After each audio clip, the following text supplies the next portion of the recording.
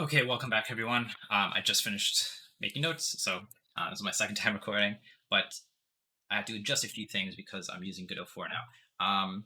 So, if you don't know what this is going to be the solution to my community question. I've also posted in the Discord, so if you haven't joined the Discord and you want to be more engaged with my channel or me, or I would hope that joining the Discord allows you to learn faster. So, if you want to do that, join. I very much encourage it. But basically, I posted a question on my community asking you guys homework essentially. So the assignment was to take the node, this sprite, and move it from position X to position 200 plus 200, 200. So we're going to add 200 to the X position and 200 to the Y position. And the idea of this is I want you to find different ways to do this. And I've come up with 5 different ways to do this. Because the reason this is important, this is an actually important skill because when it comes to game dev specifically, you need to find different ways to solve a problem. There's never one way to do something. Sometimes there's one best way to do it, but usually there is not one best way to do something. So we're going to go through 5 different methods to move our sprite from position X to position XX, or X plus 200 and Y plus 200. So let's get right into it. Let's add a script first. And the first one is going to be super simple. It's just going to be setting the actual position. So vector 200. We're going to take our position, set it to 200, 200. Right? So this sets our position to 200, 200. But what we want to do is actually add it to our current position. So it's going to take our position and add to it. There we go. So as you can see, it's moved. So if I move it here, and I reload it, it'll move it, essentially. Awesome. So that's one way. That's the first one. The second way is going to be a bit more complex. And the reason we're doing this is because as game devs, we need to figure out how do we make this smooth? Because setting the position, it doesn't show any animation, right? It doesn't look nice, right? So how are we going to do this so that there's like movement, essentially, right? So one way we can do this is by making a while loop. So we're going to make a while loop and say while the position is not equal to vector 200, 200. Yeah, we'll get back to it. So we're just going to actually take our current sprite and set the position transform to 0, 0. We're going to put it to 0, 0. We're going to move it to position 200, 200. All right. So we're going to say position plus equals 1. We'll say position dot x. And we'll also add to our y. So we'll say position dot y plus equals 1. We expect a thingy here.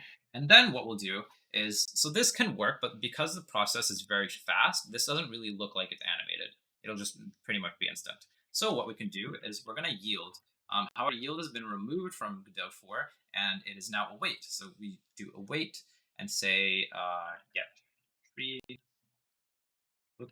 get tree dot create timer. We'll do 1 second, and then time out, and then that's it. And this will just allow us to create a timer and then time out, and then it'll continue. So let's play and see what happens. So now it just moves to 200, right? It's obviously not the smoothest, it's not the best way to do it, but let's kind of add on to this. So how can we make sure that it always goes to 200, 200? Because let's say I have 1 here. Now it's never going to hit 200, 200 because it's only adding to both. So let's see what happens. It's going to keep going, or it should, hopefully. Yeah, there you go. So what we can do is say if position dot x not equals 200, then we'll add. And then we'll just copy this over, say position dot y. So now no matter what position this starts in, it'll add it to that. Obviously, this isn't perfect. This doesn't add it. This doesn't add it from position x to x, but you can figure that out. The way you would do that is saying position plus like this, and you play around with it. But this is the general idea of the while loop. All right, let's continue. This is the second way to do it. The third way to do it is using an animation player. So let's delete all this. We don't need any more code for now, at least. And let's add an animation player to our animation player. There it is. And using the animation player, all we'll do is we'll say new set position, and we will get our current position. So we're going to set it to 0, 0. Go here, go to, we'll set it for 2 seconds. Go to 2 seconds and we'll just add 200, 200, and key that. And so now what it's going to do is just animate it. However, I need to actually play it. So let's play it here. And we're not going to loop it. We're just going to play it once. So now it's just going to animate from position 0 to 200. A way to do this in the retrospect of dependent on the player position would be to call a function. So you can call a function from the node by inserting track call method, and then you can call any method that's inside of that node by insert key, and then just call a function. And in that function, you can have the position X here, and then the position, the final position, right? But we're not going to do that. We're just going to do this. This is fine. I would say the reason why this is actually a good example is because if you want cutscenes, this is a good way to do a cutscene, right? So you can move your player, you can make it look as if your player is moving or an NPC is moving, and have it move to a certain position, move it to another position. You can move your player to a certain position, etc. Right? So this is a good way to do cutscenes, for example. Let's delete our animation player. All right, next one is going to be using Tween. Tween is a very cool thing that Godot has. It is make function ready. What is it? Ready. Here we go. Godot or Tween is basically an underpowered animation player, if you don't know. So I'm going to copy over this code here. Just the first line. Oops. So first we're going to make a Tween because Godot has removed Tween from here. So we can no longer add it. We have to actually make it by just saying get tree, create timer. I actually wonder if they removed timer. Oh, they didn't. Okay, cool. And then we're just going to Tween our position. So we're going to get the position, right, by saying self. This is the object itself. So we're going to get our self, which is the sprite. Then we're going to get the position. That's what we want to edit. We're telling the Tween that's what we want to edit. And then we're going to move to this position, right, to 200, 200. And then we're going to do it over the we'll do it 1 second.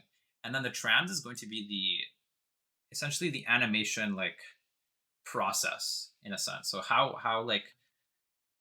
is it going to animate it, right? So you can tell it how to animate it. You don't actually have to have set trans or set trans. Oh, you do. No, I don't think you do. Yeah, you don't. You don't need to, but it definitely helps. It makes it look a bit nicer. So we're going to do translinear for this case. So now if I play, it's not going to do it because it's already at position 200. So let's move it. And then it'll just Tween it to 200. And this is cool because I can have it anywhere and it'll take that position and move it to 200 over 1 second, right? So it's pretty springy. It's a really nice way to do it. What you can do is say position plus 200. And so what this will do is it'll add 200.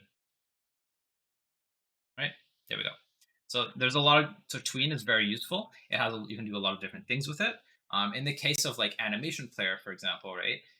If you want a player to move from one point to one point, animation player is really useful. However, in this case, if you want it to go from X to X plus 200, then Tween is very useful as well. All right, last way I'm going to show you guys is using, let's delete this. And we're going to use a path. So path is very powerful as well.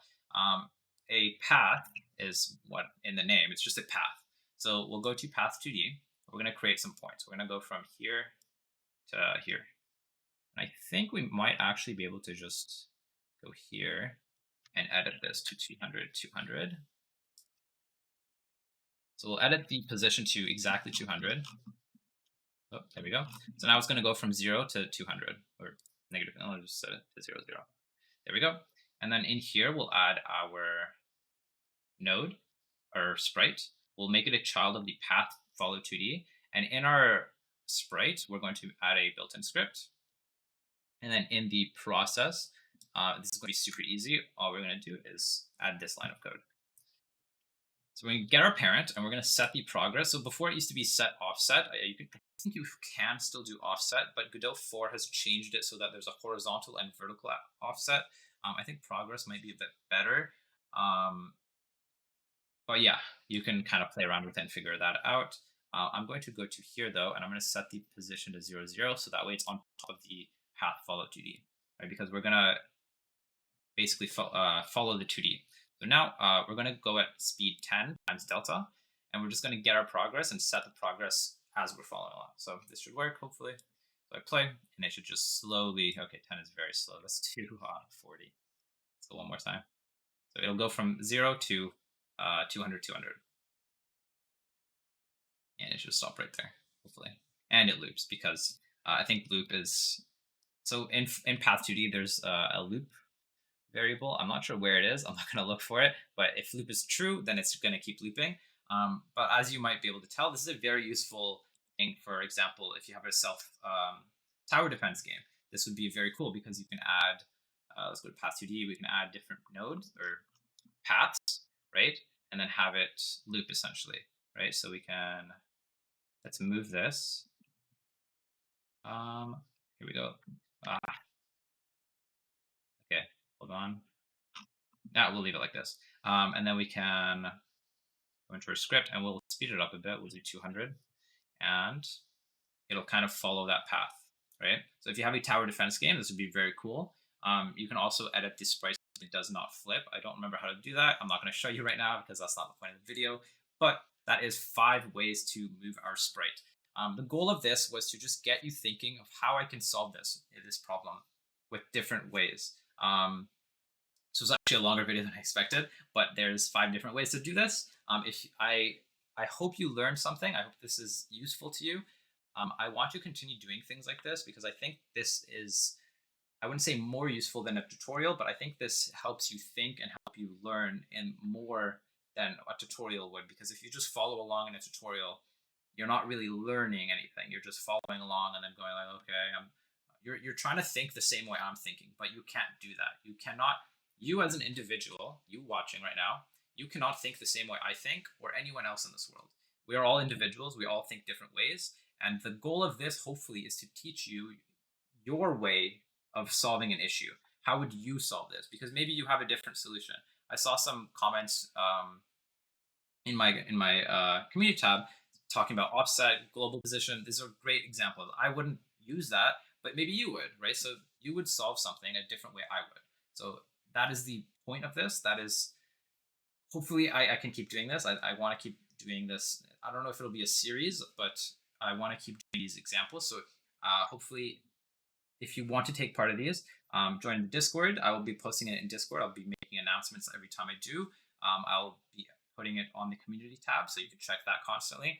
I would encourage just join the Discord. I think that's the easiest way. I will put it down in the comments description below. If it is invalid, comment down below and I'll update it. So even if you're watching this like months later, hopefully I'm still alive and I'm still uploading to this channel. Join anyways. Hopefully you can learn. I wish you guys the best, and I will see you guys next time.